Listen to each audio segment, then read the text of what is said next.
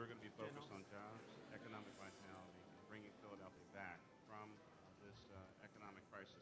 We're working every day to make this a safer city. Here in Philadelphia, we know how to get things done. We are sick and tired of being sick and tired about blight and deteriorated properties in this city. We are the smart choice. We are the smart city, ready to go. We are incredibly excited about this farmers market as part of our Get Healthy Philly initiative.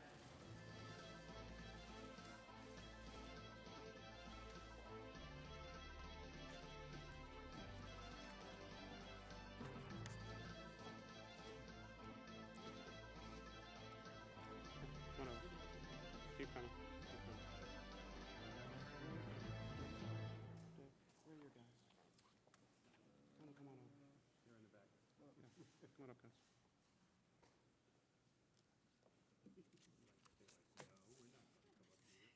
You're a little shy. You're just a little shy.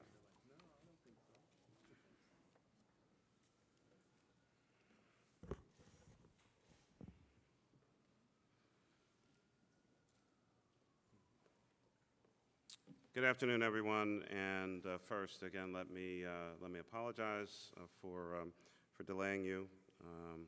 Just had a few additional things to go over with today's announcement.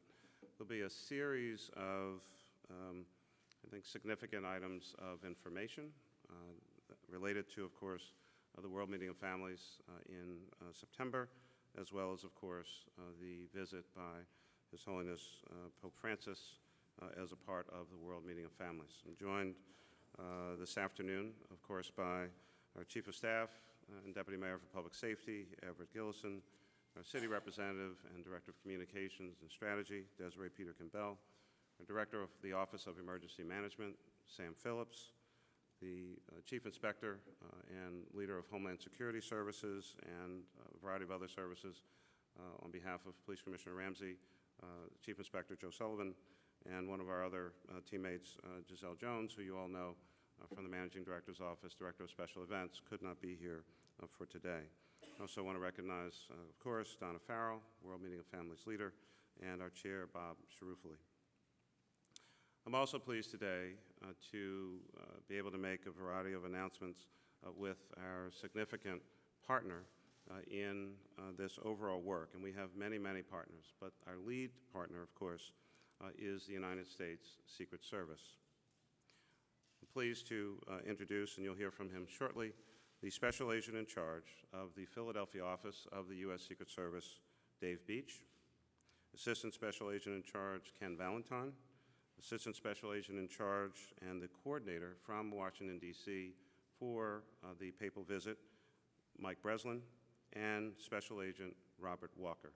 And I appreciate them being here today. They've been our partners from day one, and the tremendous relationship and partnership is what allows us to be here today to make what I would suggest are some pretty significant announcements. And it's because of their support and cooperation that we will have the best, the safest, the most secure, spiritual, and a whole lot of fun time during the World Meeting of Families and certainly the visit by Pope Francis.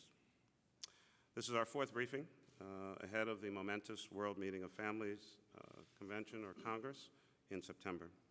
We're now 6 weeks and a couple days from the arrival of His Holiness Pope Francis. Around the globe, the eyes of the world will be turned toward Philadelphia for a momentous occasion and series of events that are estimated to attract somewhere between 1 million and 1.5 million people to our city. For those of you who have been thinking about and planning for these events over the many, many months, excitement, of course, is growing. At the same time, millions of people are making plans to come to the city of brotherly love and sisterly affection for the largest spiritual event in our city's long history. We, the city, and our many, many, many partners in local, state, and federal government, as well as the nonprofit community, have been working to ensure that the World Meeting of Families will be held in a safe and secure environment for the Holy Father and for the hundreds of thousands, millions of faithful who will want to come and see and hear him. In previous briefings, we laid out some basic and fundamental facts that we do anticipate and are planning for an estimated million to 1.5 million visitors to our city, culminating in the weekend of September 26th and 27th. That this event and many of its activities will in fact be mostly walking events, and folks should prepare for that as well. And that our transportation partner, SEPTA, has detailed plans to move visitors as quickly and efficiently and safely as possible. Most recently, we announced various vehicle restrictions would be enforced in what we described last week as the traffic box. And some have certainly rightly asked, why do we create this traffic box? Quite frankly, it's not really an issue related to protecting Pope Francis. In reality, it's primarily to protect the millions of people who will be walking on our wonderful but narrow city streets and our sidewalks. In that kind of setting, cars and other vehicles and hundreds of thousands or possibly 1 million people really don't mix very well. We've also said that motorists who remain in the traffic box will be able to use their vehicles, but I think also the practical reality is they may face some daunting challenges depending on where they are or where they're trying to go, because there will potentially be so many people literally in the streets of our city. These challenges relate, of course, to the sheer size of the walking public and, of course, the need for emergency access roads. The traffic box, in fact, is meant to try to reduce the amount of vehicular traffic in primarily Center City for the general benefit of both motorists and pedestrians. But there are certainly some other challenges, and I want to mention them today.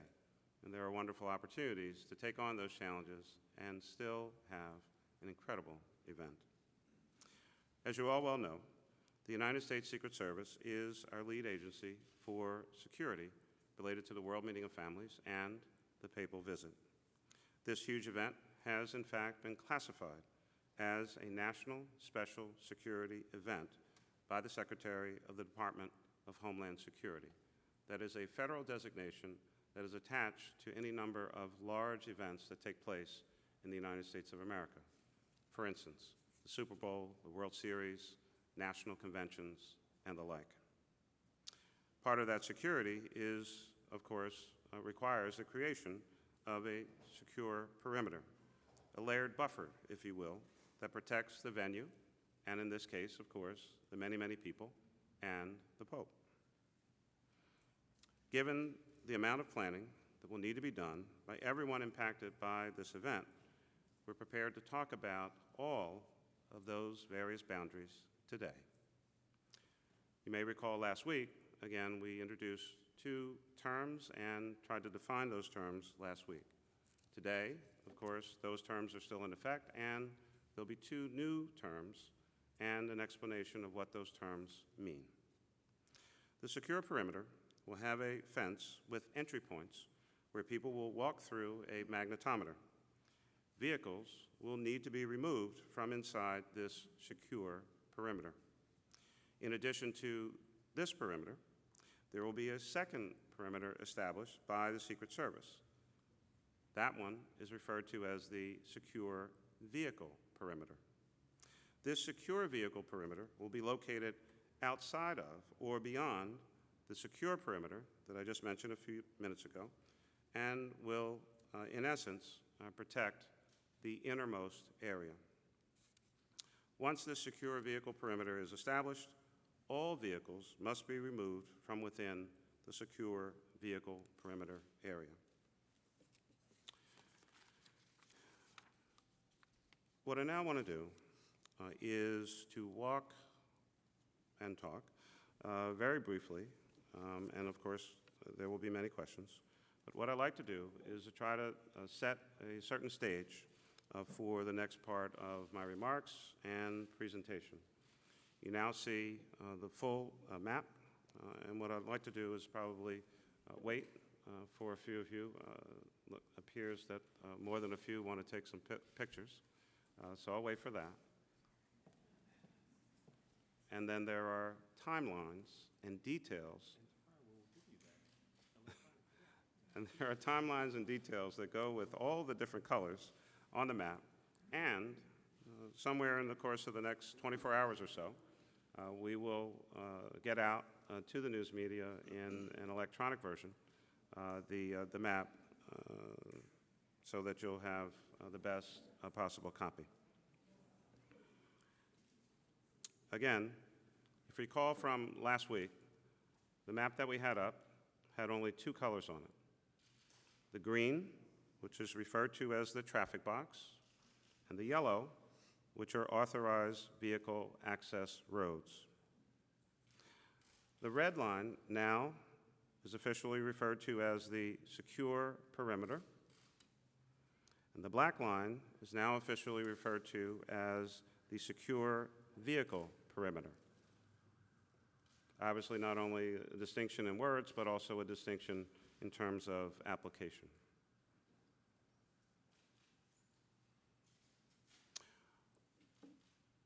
What I'd now like to do is take you through a day-by-day and time-frame-by-time-frame explanation of what happens when and what the public should expect in different areas at different times.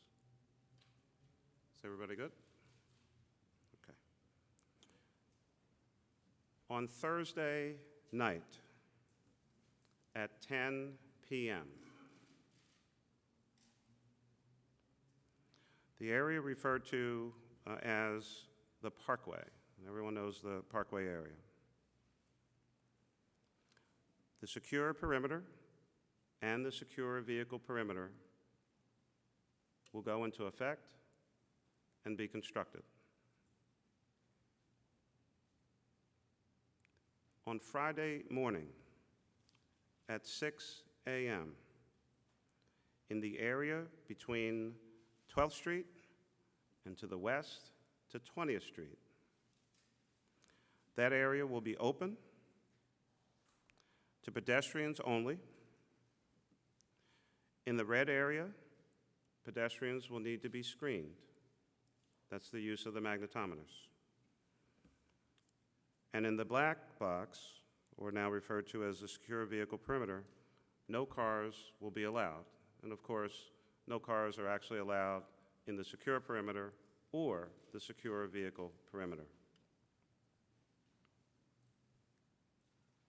On Friday, still, at 8 a.m., the authorized vehicle access roads, the yellow, will go into effect. Cars will not be allowed on the authorized vehicle access roads starting at 8 a.m. on Friday morning. On Friday evening, at 6 p.m. in Center City and at 10 p.m. in West Philadelphia, the traffic box, the green lines, go into effect.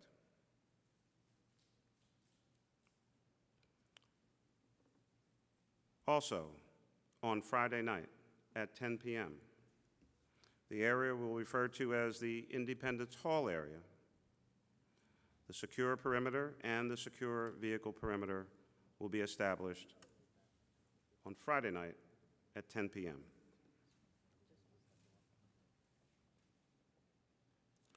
On Saturday morning, from 20th Street West to the Art Museum and at Independence Hall at 6 a.m. as well, both will open to ticketed and screened pedestrians.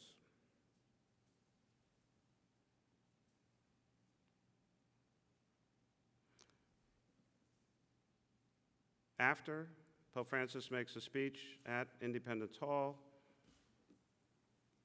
after that event, there will be no screening in the Independence Hall area, but vehicles will not be allowed in the secure perimeter or the secure vehicle perimeter, as they will be filled with pedestrians, many of whom will be watching possibly the Mass on Sunday morning on Jumbotrons.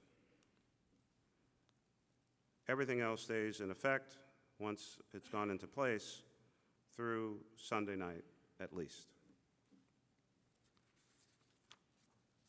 You will more than likely have a few questions about all of that, which we'll take up, of course, in the Q&A.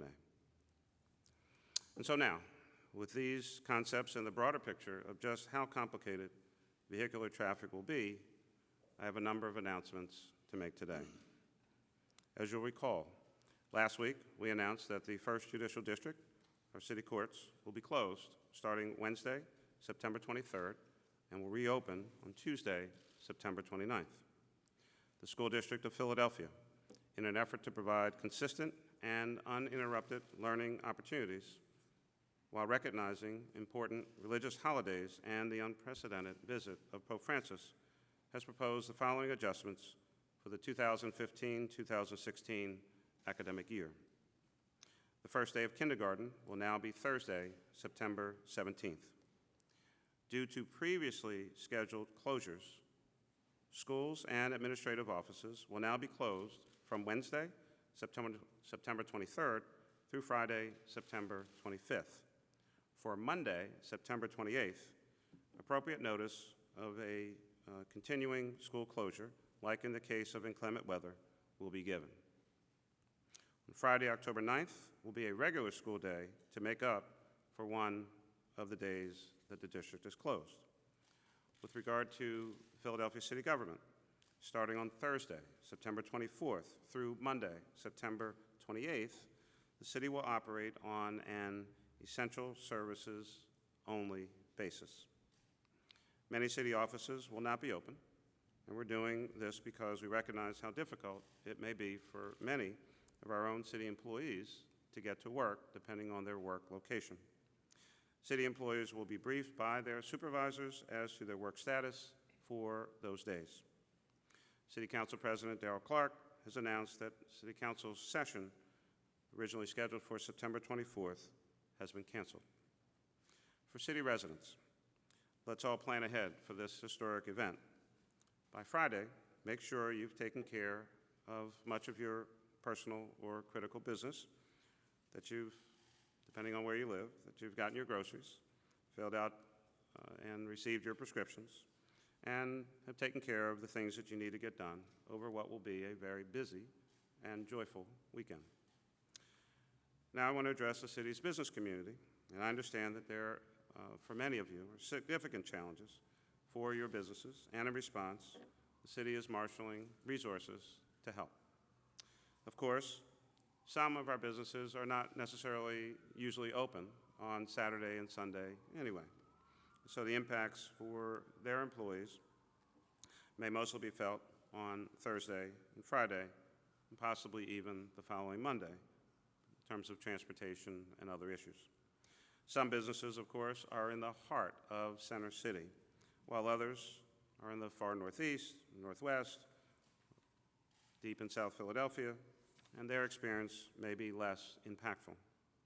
And still other businesses will service the attendees to the World Meeting of Families, particularly our tremendously robust hospitality sector. On Monday, a Papal Visit, quote-unquote, Business Resource Center, sponsored by the city's Commerce Department, will be available on the city's website. There will be information, maps, and a Q&A document that attempts to answer many of the questions that local business owners have been asking. Please go to the website and check out and absorb that information. If you have additional questions, of course, you'll be able to call the Department of Commerce's Office of Business Services. The office will have staff of about 10 business service managers who are trained and prepared to answer basic questions. For more specific questions, the city may need to deal with businesses, of course, on a case-by-case basis, which we're prepared to do, and respond to inquiries as they come. The Business Resource Center will start taking calls at noon on Monday, and thereafter will run from 9 to 5, Monday through Friday. Voicemails will be responded to as quickly as possible, and there will be a general email address for businesses with questions, and we will respond. The phone number and the email addresses will be available on Monday morning through a press release, as well as being posted on the front page of the city's website. Beyond this outreach effort, and starting several months ago, our partners in the World Meeting of Families coordinating team began to reach out also to the business community. That work will intensify over the course of the next few weeks. Our collective goal is to reduce the difficulties that businesses face as much as we can. For example, our basic message to businesses is to try, if you can, to get your final deliveries on Friday so that you're well stocked for the weekend and Monday. But we're also working on a plan to allow for limited deliveries to occur overnight on Saturday into the early hours of Sunday morning. We'll be asking businesses to be very smart and plan ahead, but we will have limited delivery capability. One important caution. These deliveries, in many, many instances, will probably not be able to go right up to your usual actual loading dock for each and every one of these businesses. We'll be using and utilizing some drop-off locations. We'll have more specifics on that in the weeks to come. We're also very concerned about commercial trash pickup. We're working on a plan, and we'll announce it as soon as the details are final. One of our major concerns is the status of taxis in the traffic box in light of the authorized vehicle access roads and the secure perimeter and the secure vehicle perimeters. A comprehensive taxi transportation plan is still being developed, but I do have some information now to share with you about taxi service. Again, the basic rule is that large numbers of pedestrians must be able to move freely through the city. More vehicle traffic, of course, increases the risk. But for taxis, however, we will be making some exceptions as needed, and the plan for how that will operate, as I mentioned, is in the works. But there are 3 changes that I can share. Taxis will be able to move in and out of the traffic box until 2 a.m. on Saturday morning, September 26th. The idea here is to help those arriving late by train or plane. And as you'll recall, the traffic box begins at 6 p.m. on Friday night. Number 2, there will be 7 medallion taxicabs that are ADA compliant at the moment. They will operate in the traffic box along with SEPTA's CCT vehicles for ADA scheduled trips. We believe, of course, this is a most important and necessary service. And finally, when we announced the traffic box, we noted that it will dissolve sometime on Monday, depending on, of course, a host of factors. But starting at 3 a.m. on Monday morning, we will have taxi stands in the traffic box to provide service to people who are trying to get to the airport or somewhere else, but mostly to the airport for early flights. The locations of these stands will be posted in the days to come on the city's website, along with other information. So now, let me ask to come to the podium, and then shortly after that, we'll be open for questions. The Special Agent in charge of the Philadelphia office of the United States Secret Service, Mr. Dave Beach.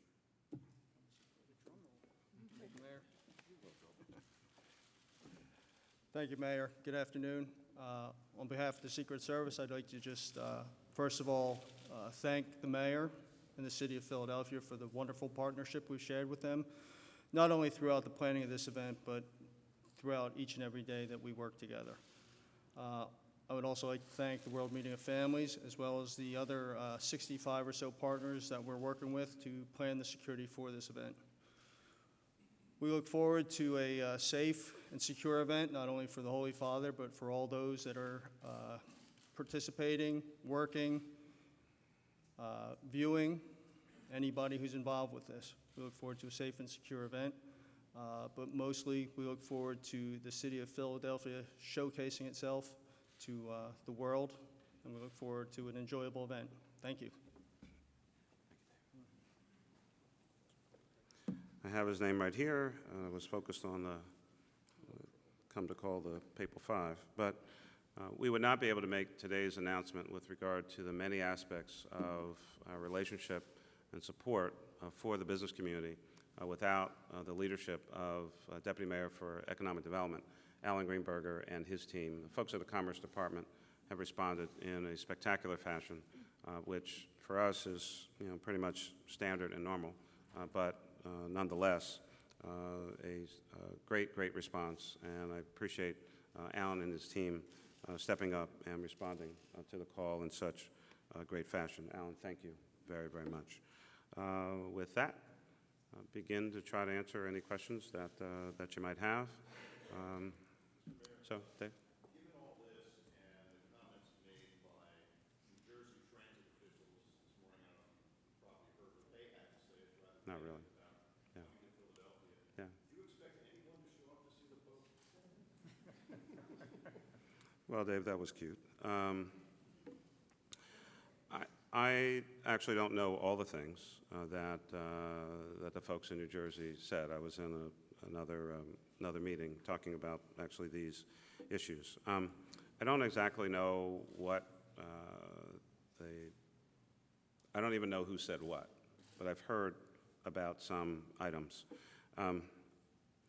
I am fully expecting, we are fully expecting, everyone is fully expecting, notwithstanding whatever the commentary was earlier today, that a whole lot of people are coming to Philadelphia to participate in the World Meeting of Families.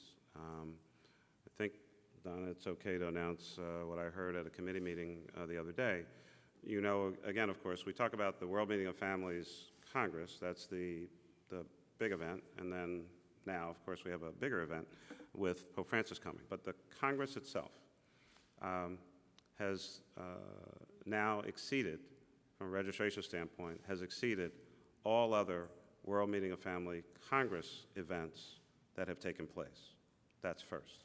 Second, the level of enthusiasm and engagement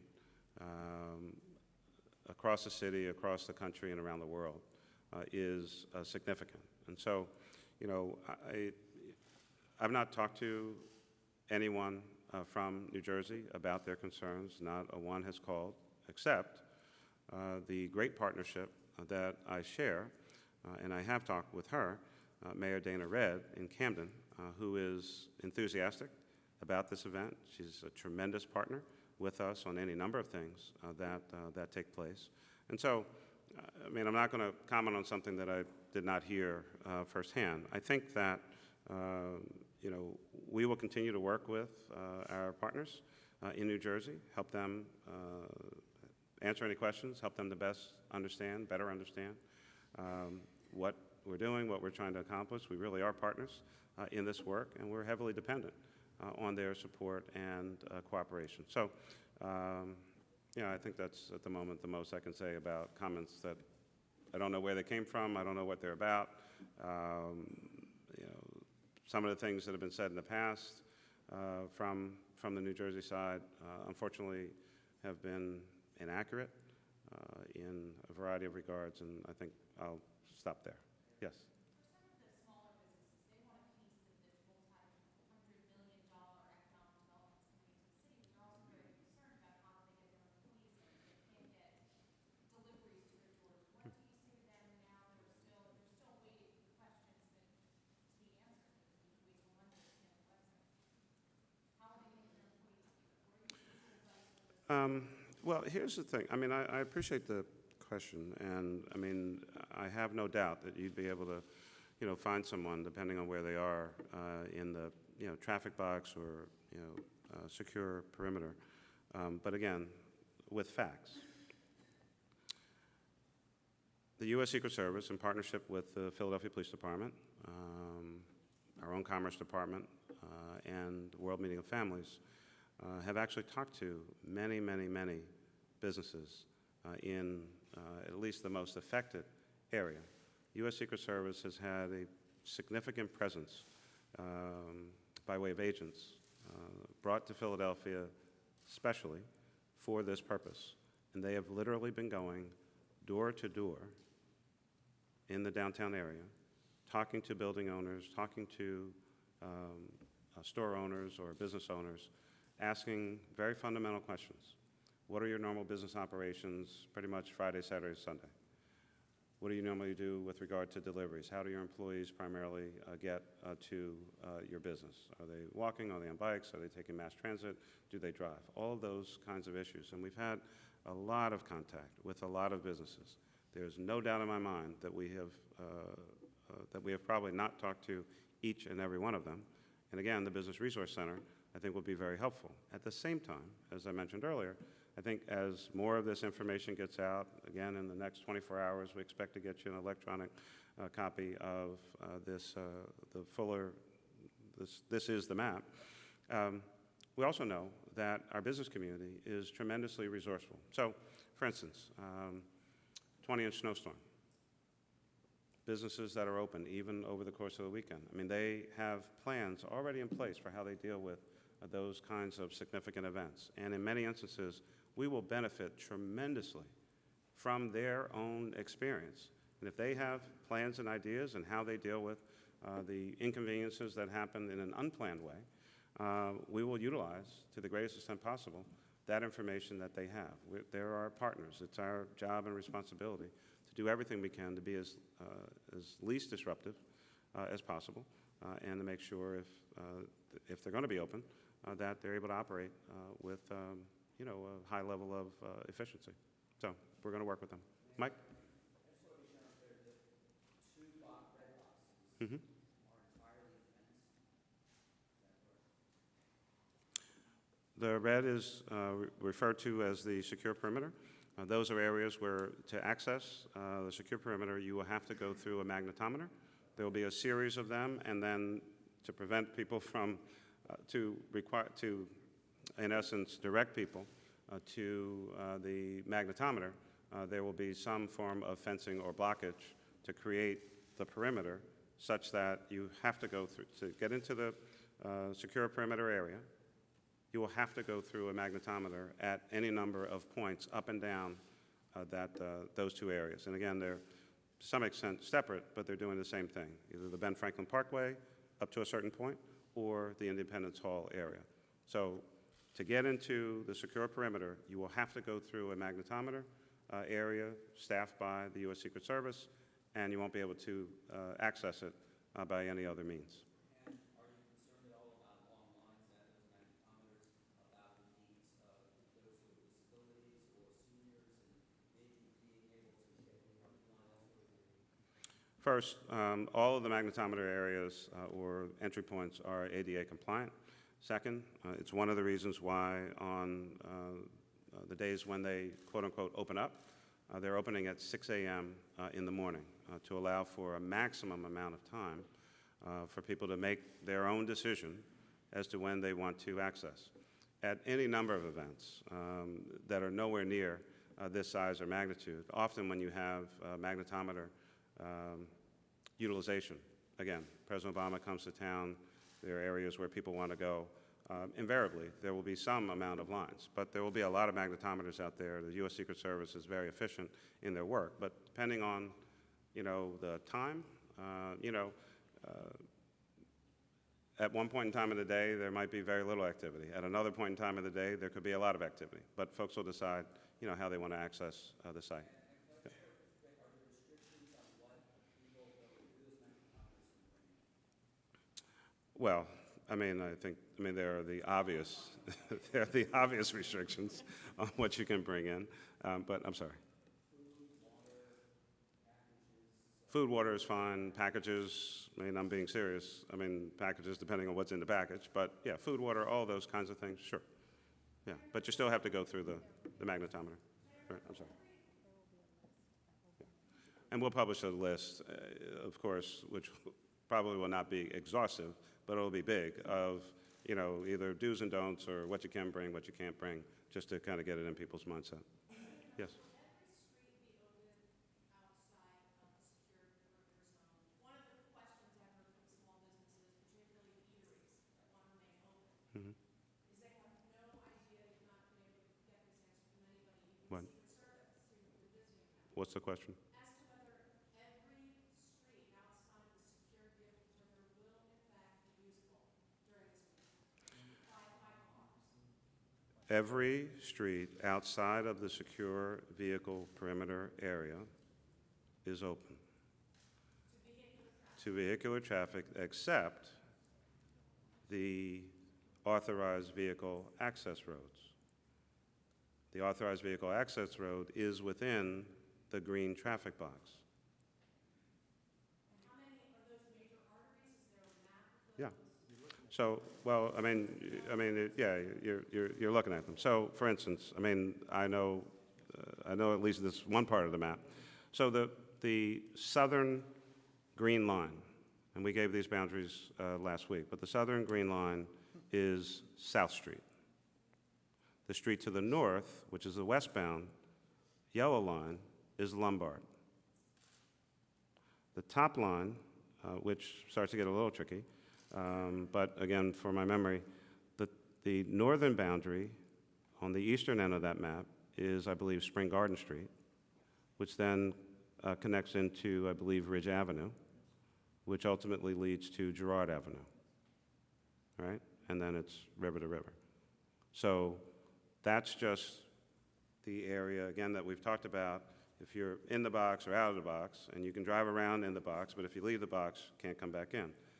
We do not want vehicles on the authorized vehicle access roads because they are for police, fire, EMS vehicles, and any other personnel that we need to move around.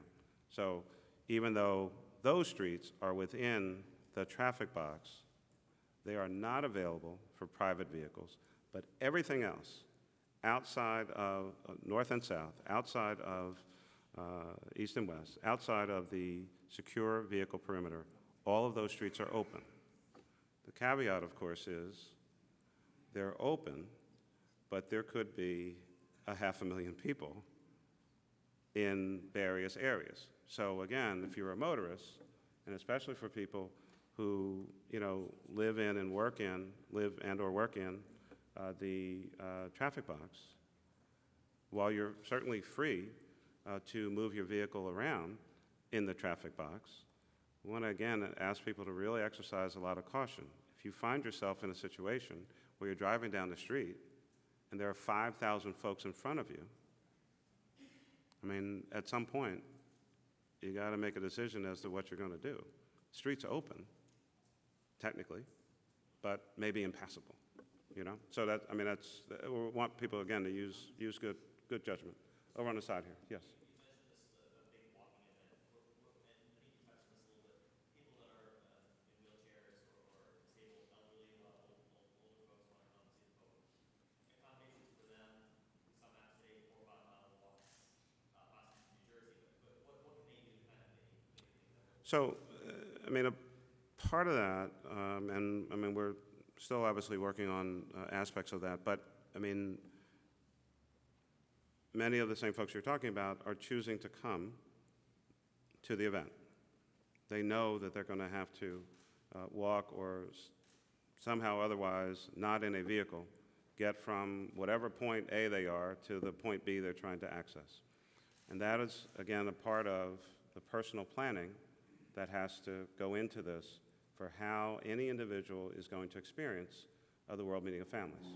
I would take it that, somebody would not send their 85-year-old grandma who's in a wheelchair, that they hopefully would not send them to this event by themselves. And that, again, we'd utilize, good judgment, good common sense, and family and other ties and relationships. But there's still work to be done to deal with elderly, frail, wheelchair-bound, and other folks to try, obviously, to get them in whatever way we can as close to the event as possible. And then, again, their personal planning, I think, is critically important here. The gentleman in the black, gentleman in the blue, and then there's a guy in the back. I'm not going anywhere, so, yeah. Yeah. When will we know where you can walk into the secure perimeter to go by a set-up checkpoint with a check station magnometer? Say that one more time?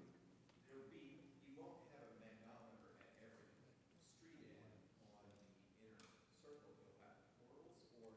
Are you talking about the red security perimeter? Yes. Yeah. Will there be a checkpoint at every street, or are you going to push people into an entry point? think I'm struggling with the question a little bit. What? Almost every town. Oh, okay, I'm sorry. Yeah, a lot of them. When what? When will we know where those checkpoints are going to be? On the secure perimeter. When we publish the walking maps with World Meeting of Families. When? When we publish it.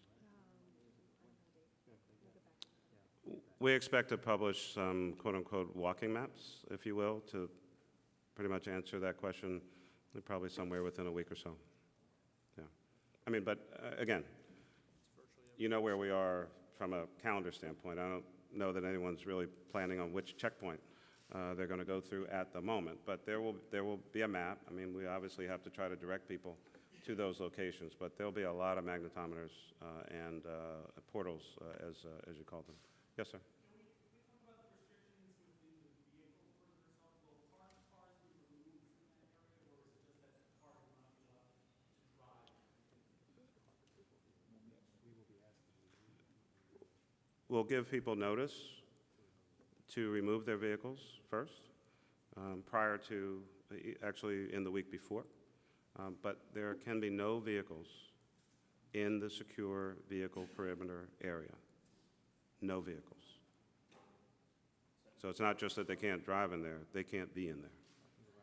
Parking garages, folks who have parked their cars in their garage, personal garage, to their house, multi-level garages, flat-level garages, that will be allowed, but not on the street. And there's no vehicular traffic through the, anywhere within the secure vehicle perimeter. But, you know, if you live in that area and you have a car and your car's in your garage, great. Or if there's a parking garage and we're working with parking garage operators to assist those who may need to put their vehicle in a garage, that will be allowed.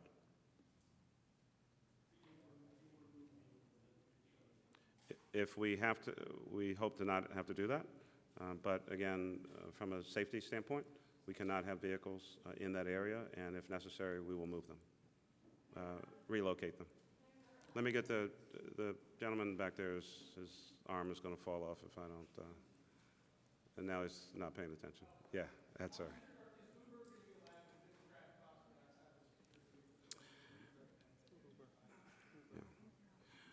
At the moment, we haven't made a decision with regard to Uber or Lyft or any of those other services. Again, putting aside whichever of those are operating legally in the city in the first place, but at the moment, we're only talking about medallioned taxis, and we've not made a decision with regard to the other types of transportation networks. Mr. Mayor, picking up on that, you said 7 handicap-capable cabs would be allowed.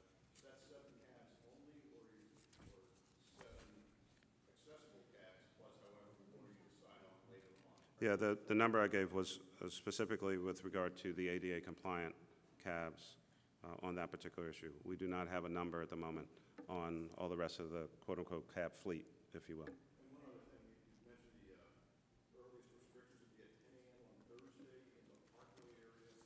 No. 10 p.m. 10 p.m. All right, 10 p.m. Yeah, slight difference. And you see Yeah. that the red zone represents what fencing is going to be. Will there be set up time for that before 10 p.m. Thursday, or that people not going to be able to get through those areas while the fencing is set up? 10 p.m. is when that buildup starts. On Thursday. Yeah. Mayor Miller, other than perhaps some accommodations for overnight deliveries for these businesses, are you considering any other accommodations for them with regard to helping get their employees to the places of business? Because that's another concern that folks I know do have expressed. We don't know how we're going to get our employees to come to our facility to work this weekend because the SEPTA inbound traffic does not mirror, it's not simultaneous with outbound traffic. Any accommodations to help businesses in Center City overcome this obstacle? I mean, I'd probably have, again, that's when you start to get into some of the specific details on a business-by-business basis, but I mean, as best I can tell, or at least remember, I mean, there's a fair amount of SEPTA activity. I think the issue for some may be, you know, they might not be able to get off at their, exit at their usual stop. And again, they may have to walk a little farther than normal. But, I mean, all of these areas, again, with the exception of the secure perimeter, are accessible for pedestrians. So, I mean, again, we've tried to emphasize, vehicles, cars are, not a real viable option for access for any number of reasons, but certainly mass transit is, and I think what SEPTA has put together will at least get you pretty close. Would you mind going over the timetable again, the 10 p.m. Thursday, just so that we're... Did you not memorize it the first time I said? No, I've been working on this for the last half hour. I'm only joking with you, but I have only been working on it for about a half hour. So, okay, I will come back to that. Let me just take a couple others. Gentleman, red shirt, green tie, and the two up front. Yes, sir. Remember, there's special accommodations being made for essential services like utilities, hospitals, or bringing personnel in for credentialing their workers, positioning their emergency people. To every one of the things that you laid out, yes. And again, I need to say, and I think I said this last week, the hospital community in particular has just been spectacular in these efforts. We've been in touch with all of them, and they have, again, like many businesses, they also have their own protocols and procedures. Again, I hate to keep referencing it, but you get a 20-inch snowstorm, hospitals are always open. They have to be able to get personnel. Patients need to be able to get there, and so they have a lot of protocols already in place. They've just been super with that. And again, every one of the pieces of question that you asked, the answer is yes. The green tie, I'm sorry.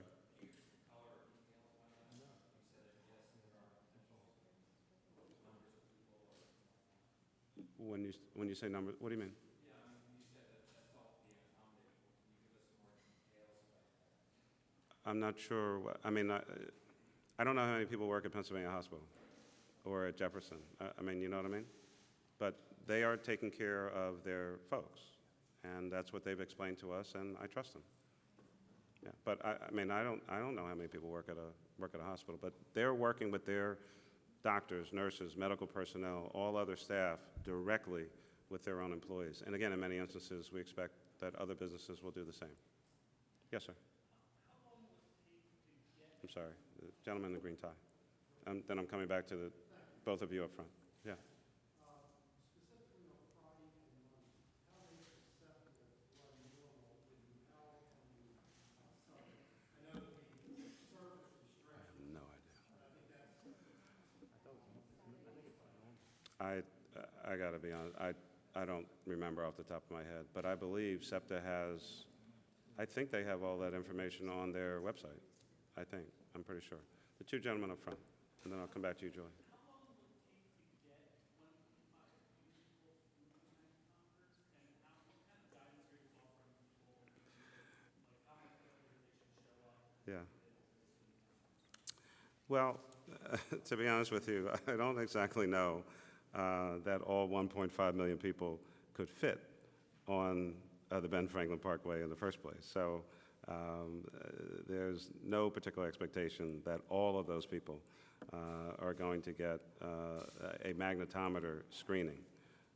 There will be jumbotrons, paper watch parties, other events and activities, possibly in proximity or in other areas, where, of course, none of those folks will get any kind of screening, and not every area. So, for instance, some of the folks will be outside of the secure perimeter, but could be in the area between the red and the black. They're not getting screened, but they're a part of the 1 million to 1.5 million folks. So it's only the folks in the secure perimeter area who in Ben Franklin Parkway or the Independence Hall area, who will actually be screened by way of magnetometer. At the same time, Philly Police Department, U.S. Secret Service, State Police, a variety of others, more with a visual scan of what's going on, both uniformed and non-uniformed personnel, to watch what's happening, but only in the secure perimeter. In either of those two locations would there be actual screening. In the red, Julia, Pat, and then I'm going to come back to your question, and then I think we're going to try to wrap up. In the blue shirt. Do you know the size of the area that's covered by these zones and how much fencing, how many feet or miles? The only, at the moment, I mean, there's an answer, obviously, to all those questions. The one thing I do know, the traffic box, which of course is the largest, broadest area, is approximately 3 square miles. We know that because Alan Greenberger, our deputy mayor for economic development, is also formerly, or I guess still is, an architect, and knew that off the top of his head when I asked him. The city itself is 138 square miles, but the green box, or the green traffic box rather, is 3, and then obviously, it gets smaller and smaller and smaller as you get from traffic box, authorized vehicle access roads, secure vehicle perimeter, secure perimeter. And we can figure out the. With that, and this might be a better question for the Secret Service, but is there sort of a thought, I'm curious what the modeling was as far as other events that this was kind of based on. And I think back to the 2009 inauguration where there were some problems with scanning and people got stuck in tunnels and there was a lot of walking. And some of sort of the maybe do's and don'ts of the previous events that factored into this. I can assure you that the U.S. Secret Service, certainly much like us at the local level, you learn lessons from each and every event. There is always an after-action review, and we have every reason to believe that based on whether it's that event or the other 50 national special security events that the U.S. Secret Service has overseen, that we will have the best in their thinking, the best in, if you will, best practices, and the benefit of all the other experience that they've had in those events. At the same time, again, there probably aren't many events like this in the United States of America or anywhere in the world for that matter. And so, could there, would there, probably will there be, some amount of lines at some point in time? Of course. But again, the lines that we're talking about are primarily for folks who are getting screened, and the vast majority of folks are not going to be able to fit in the secure perimeter anyway. But they are joyful pilgrims, and they'll be happy wherever they're standing. Julia.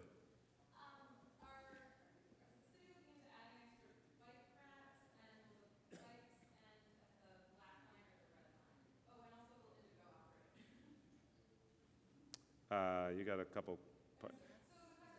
bike racks for. If people want to ride their bikes in, is there any consideration for adding extra bike racks for the red perimeter?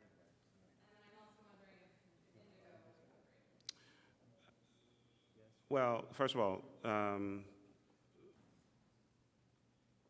people wanted to ride their bikes, but they can't go into the perimeter itself. well, you can't take a bike into the secure perimeter anyway. Right? That's completely off limits. You could in the area between at least at the moment, the current thinking is that you would be able to take a bike as far as the secure perimeter, which is the red, so you could be in between the red and the black. I mean, we're looking at the whole bike rack situation, but there's a fairly decent demand for bike racks for other reasons related to the event. Indigo is still a topic of conversation. Part of that is, quite frankly, a challenge of where some of their stations are, some of which may be, within a secure perimeter area, and the challenge of, there's a term for this, which I will mess up, but you have a station, it's got the 20 bikes, people take them, they go wherever they go. can they get back to that station, or how do they rebalance the system so that you don't end up with, overwhelming number of bikes down in one part of the town and none somewhere else. So we're trying to work through that. When do people have to be out of the secure reporting in the red zones? Is it when they're sweeping it, and then when can they get back in and pull up the stairs?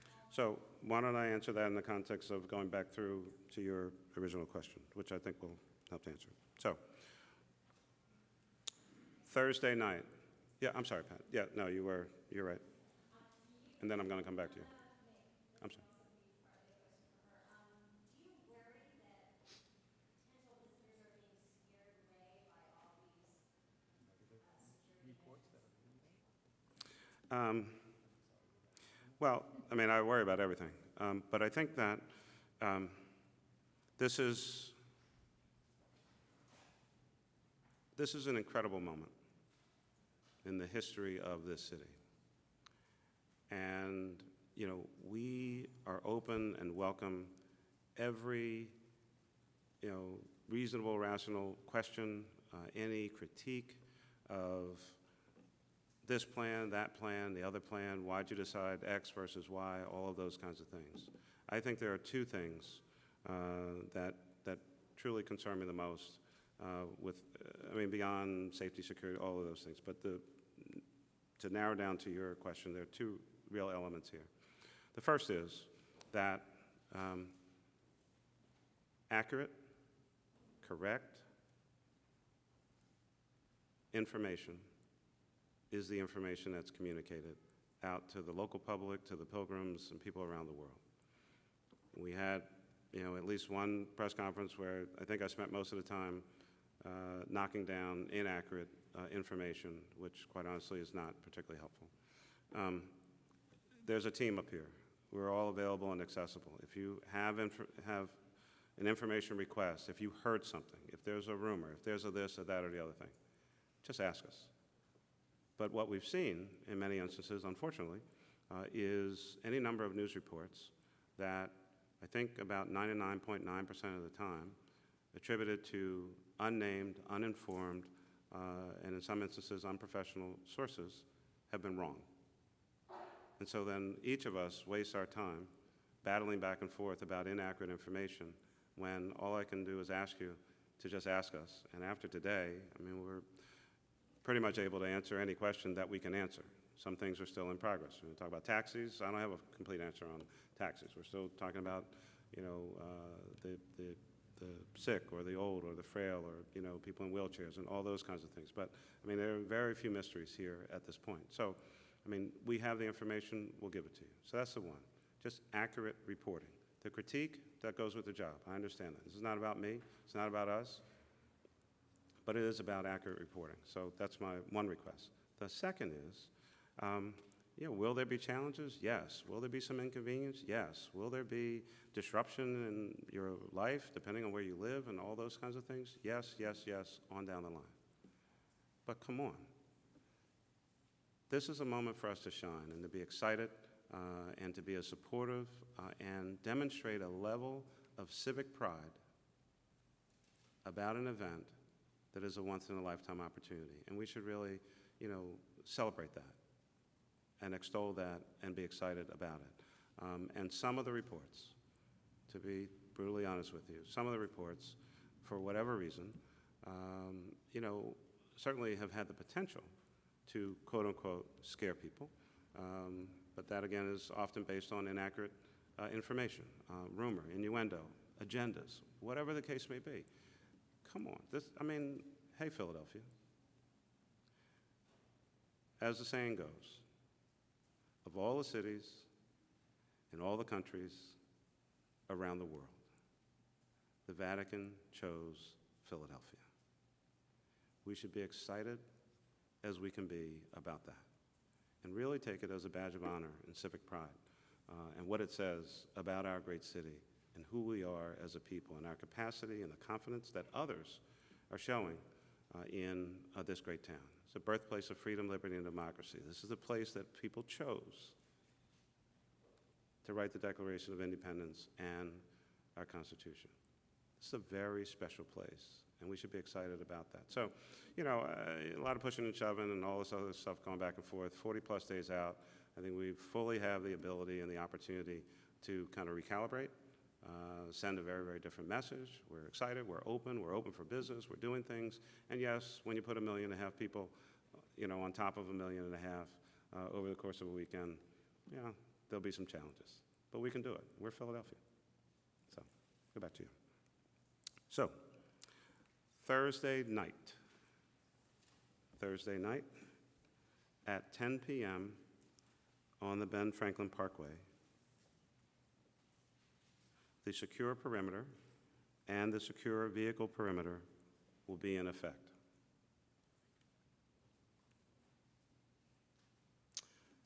Friday morning at 6 a.m. from 12th Street West to 20th Street.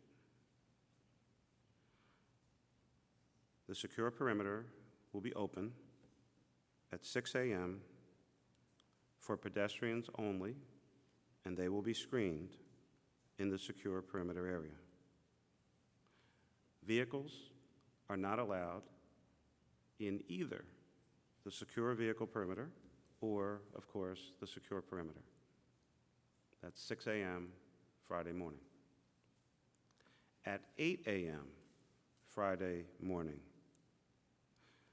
the authorized vehicle access road plan goes into effect.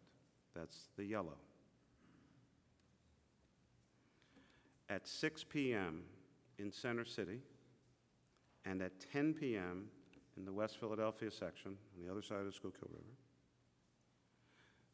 the traffic box, the green lines, go into effect. And at 10 p.m. on Friday night, from 12th Street East to Independence Hall, the secure perimeter and the secure vehicle perimeter go into effect. On Saturday morning, from 20th Street West to the Art Museum and in the Independence Hall area, that will be open to ticketed and screened pedestrians. Again, no vehicles in the secure perimeter or the secure vehicle perimeter at all. On Sunday, there is no screening in the Independence Hall area, but there are still no vehicles in the secure perimeter or the secure vehicle perimeter. So the barricades or other things that are in place down there will stay in place, prohibiting vehicles, but citizens, pedestrians can walk through with no screening. Everything else stays in effect through Sunday night at least, and then as we start to kind of bring the city back to normal operations, Monday morning, Monday afternoon, et cetera. And, you know, we'll kind of see how things go.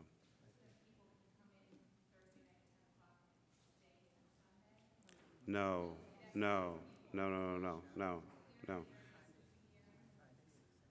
Once the secure perimeter and the secure vehicle perimeter go into effect on Thursday night, you cannot access that area at all.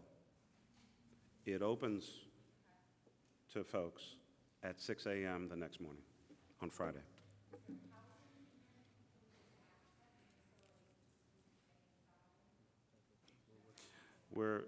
We are working down to the property address and usage level in that particular area, and those individuals will have the information they need to have to kind of go about their lives. I want to thank you all. I know we've given a lot of information with a lot of details and kept you long and then talked longer. So I appreciate your patience. Please stay in touch with us, and let's have a joyful World Meeting of Families and Papal visit. Thanks a lot. Bye-bye.